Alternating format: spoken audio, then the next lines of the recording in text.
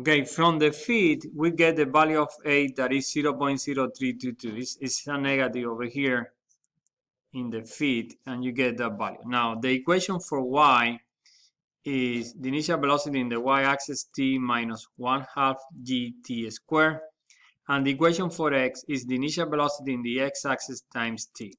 So you are going to solve for t in this second equation. So if you solve for t in this second equation, you get x divided by the initial velocity in the x-axis, and you are going to substitute that t into the first equation. So you get this.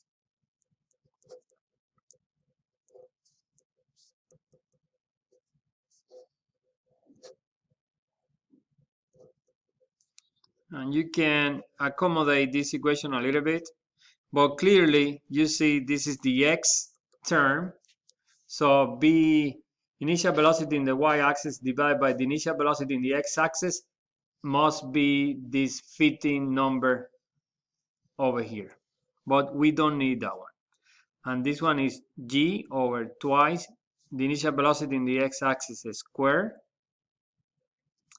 x squared. So this is a. So you have g over 2 b naught x squared equals a, and you solve for g, and g is 2a b naught x squared. And now you calculate b naught x.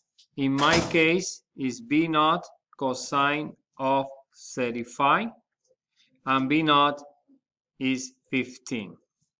If you put this in the calculator, you get 12.27. So this is 2 times the value of a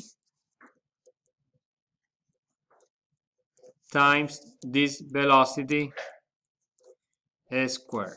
And I get a value of g of 9.71 meters per second squared.